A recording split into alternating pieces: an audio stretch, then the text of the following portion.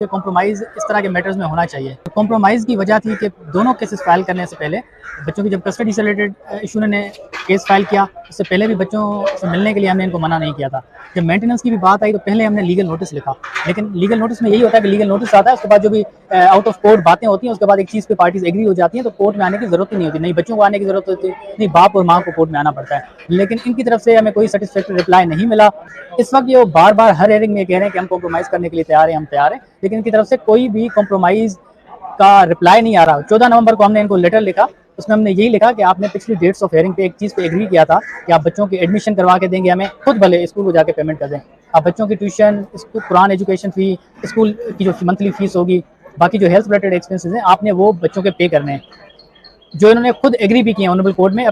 लेकिन इनकी तरफ से 14 नवंबर को हमारा लेटर उनको 16 नवंबर 17 नवंबर को रिसीव हुआ है, उनकी तरफ से कोई रिप्लाई नहीं आया, जिसकी यही हमें जवाब मिलता है कि ये इस चीज़ को एग्री नहीं करते, वो तैयार नहीं है बच्चों के एक्सपेंसेस देने के लिए। अभी कोर्ट में आके दोबारा कहते हैं कि हम आउट ऑफ कोर्ट सेटलमेंट करने के लिए तैयार हैं। आउट ऑफ कोर्ट का यही मतलब है कि पार्टीज के बीच में एक रिटन कम्युनिकेशन हो, जिसके यही इश्यूज जो रिजोल्व हो जाए, उसके बाद जो है ना पार्टीज कोर्ट में आएंगी, एक ऑनरेबल कोर्ट ऑर्डर करेगी, उस पर पार्टीज जो है ना आपस में एक दूसरे को एक्सपेंसेस एक्सचेंज करते रहेंगे। वो हम लिस्ट देंगे कि ये एक्सपेंसेस बच्चों के आए, ये रसीदें, ये स्कूल के चलान है, उनको पेमेंट करनी है, लेकिन उनकी तरफ से कोई रिप्लाई नहीं आया।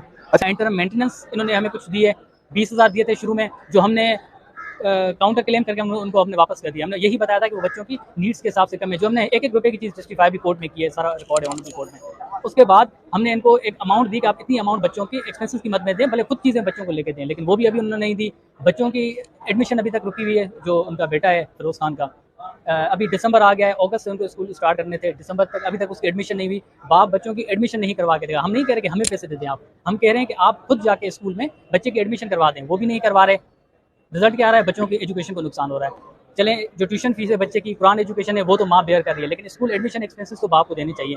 आपकी सवाल ये है, ये बता दें कि आप आउट ऑफ कोर्ट सेटलमेंट करने के लिए मेंटली प्रिपेयर हैं, शायद जो भी हो, लेकिन आप राजी हैं? हम तो राजी हैं। ये दुनिया का कोई भी बंदा अगर कोर्ट से बाहर किसी भी चीज़ पे एग्रीमेंट हो जाता है, जो एक्चुअल जेन्युइन हमारी डिमांड्स होता है, उस पर अगर वो एग्रीड है तो बिल्कुल एग्रीड हो जाते हैं, और जो जो चीज़ें हमने एक्चुअल डिमांड भी हमने की है वो सारी रीजनेबल और जस्टिफाइड है। मलिशा अब बैठ के हम कोशिश करेंगे आउट ऑफ कोर्ट सेटलमेंट हो जाए, वो जो भी सेटलमेंट होगा ज्वाइंट स्टेटमेंट कोर्ट में जमा करवाएंगे।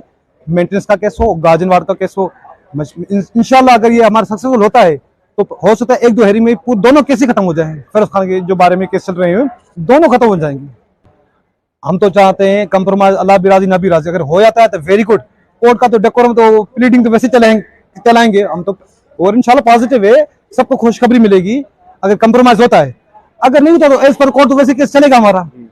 तो उनके जो मुतालबात हैं घर लेने का या जो दूसरे टकरा जाते हैं, इस हवाले से क्या सारे मुतालबात उनके माने जाएंगे या कुछ मुतालबात माने जाएंगे? जब कंप्रोमाइज होता है, ज्वाइंट स्टेटमेंट होती है, तो कुछ अमाउंट हम डिसाइड करते हैं, कुछ अमाउंट वो डिसाइड करते हैं। एक म्यूचुअल अंडरस्टैंडिंग होता है। कंप्रोमाइज मतलब क्या होता है? म्यूचुअल अंडरस्टैंडिंग पे एक खुशगवार में मुस्बत अमल में एक अमाउंट डिसाइड होता है दोनों तरफ से।